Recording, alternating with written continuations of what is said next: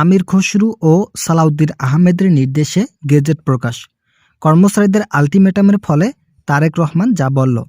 সরকারি কর্মচারী ফোরামের সদস্যরা আগামী 15ই মার্চের মধ্যেই গেজেট প্রকাশের দাবি জানায়। যদি এর মধ্যে নবম পে স্কেল কার্যকর করা না হয় তাহলে তারা প্রবল আন্দোলনের দিকে ধাবিত হবে। এতে করে দেশের অর্থনৈতিক অবস্থা ক্ষতি হলেও সেটা তারা কর্ণপাত করবে না। যার ফলস্বরূপ তারেক রহমান আজ সরকারি চাকরিজীবীদের উদ্দেশ্যে বলেন, আমরা গেজেট প্রকাশের লক্ষ্যে নতুন একটি সিদ্ধান্ত নিয়েছি। এখানে সরকারি চাকরিজীবীদের বেতন ভাতা কিছুটা পরিবর্তন আনা হবে।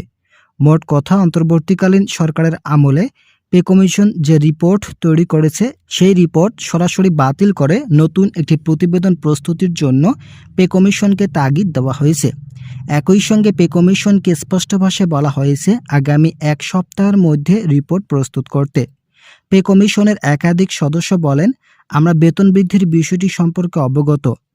এরই মধ্যে যে রিপোর্ট উপস্থাপন করা হয়েছে সেখানে নবনির্বাচিত সরকার কিছু বিষয় সংশোধনের জন্য নতুন আঙ্গিকায় প্রতিবেদন তৈরির নির্দেশ দেয়। আমরা সরকারের নির্দেশক্রমে আবারও নতুন রিপোর্ট প্রস্তুতির কাজ চালু করেছি। তারেক রহমান বলেন, বাংলাদেশের 22 লক্ষ সরকারি চাকরিজীবী আছে যারা প্রতিনিয়ত কঠোর পরিশ্রমের মাধ্যমে তাদের দাবি দাওয়াগুলো উপস্থাপন করে যাচ্ছেন, কিন্তু কোনোভাবেই চূড়ান্ত সীমারেখায় পৌঁছানো সক্ষম না হওয়ায় তাদের মাঝে হতাশাজনক পরিস্থিতি লক্ষ্য করা যাচ্ছে। এতে করে তাদের কার্যক্রম গতি স্থির হচ্ছে এবং অর্থনৈতিকভাবে ভেঙে পড়ে যাচ্ছেন। তাই তাদের অর্থনৈতিক শক্তি বৃদ্ধি করার লক্ষ্যে নতুন সরকার সময় বিলম্ব না করে তড়িঘড়ি করে আজকেই বৈঠকে গেজেট প্রকাশের লক্ষ্যে নতুন সিদ্ধান্ত চালু করেন। যারা এখনও চ্যানেলটি সাবস্ক্রাইব করেননি তারা অবশ্যই সাবস্ক্রাইব করুন। স্বরাষ্ট্রমন্ত্রী সালাউদ্দিন আহমেদ বলেন, যদি আগামী 15 মার্চের মধ্যে সরকারি চাকরিজীবীদের গেজেট উপস্থাপন করা না হয় তাহলে সরকারি চাকরিজীবীরা হয়তো কঠোর আন্দোলনের হুঁশিয়ারি দেবেন। এরই মধ্যে সরকারি চাকরিজীবীরা আগামী 28 মার্চ সম্ভাব্য দ্বিতীয় কর্মসূচি দিয়েছেন। এতে করে দেশের অর্থনৈতিক গতি নষ্ট হয়ে যাচ্ছে। তাই সরকারি চাকরিজীবীদের আর্থিক সমস্যাগুলো সমাধান করার লক্ষ্যে পে কমিশন ও অর্থ মন্ত্রণালয়কে নির্দেশ দেওয়া হয়েছে আগামী 1 থেকে 2 সপ্তাহের মধ্যে চূড়ান্ত গেজেট প্রকাশ করার জন্য। তিনি আরও বলেন, দেশের বর্তমান অস্থিতিশীল পরিস্থিতি লক্ষ্য করা যাচ্ছে। বিশেষ করে রাজনৈতিক কিছু সমস্যা দেখা দেওয়ায় আইনশৃঙ্খলা বাহিনী খুবই কঠোর অবস্থানে রয়েছেন। তাই এর মাঝে যদি সরকারি চাকরিজীবীরা আন্দোলন করেন এতে করে হিতে বিপরীত হতে পারে। যার ফলস্বরূপ সরকার প্রধান চাচ্ছেন আগামী 2 সপ্তাহের মধ্যে গেজেট প্রকাশ করে সরকারিভাবে অনুমোদন দেওয়া হোক। অন্তর্বর্তীকালীন সরকার প্রাথমিকভাবে গেজেট প্রকাশের সিদ্ধান্ত নিলেও বিভিন্ন রাজনৈতিক সীমাবদ্ধতার কারণে তারা গেজেট প্রকাশ করতে অনিচ্ছুক হয়।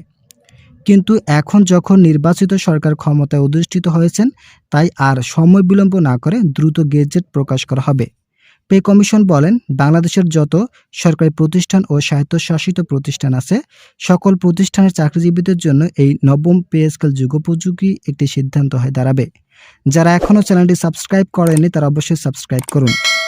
নাম অপ্রকাশিত রাখা শর্তে একজন ঊর্ধ্বতন কর্মকর্তা বলেন, তারেক রহমান দেশ সংস্কারের দায়িত্ব হাতে নেওয়ার পরপরই প্রাথমিকভাবে নবম জাতীয় বেতনের কার্যকরের লক্ষ্যে কাজ চালিয়ে যাচ্ছেন। তিনি অত্যন্ত মনোযোগ দিয়ে বেতন বৃদ্ধির লক্ষ্যে চেষ্টা চালাচ্ছেন। তার সিদ্ধান্তগুলো বাংলাদেশের 22 লক্ষ সরকারি চাকরিজীবীদের পরিবারের আর্থিক সক্ষমতা বৃদ্ধি করবে।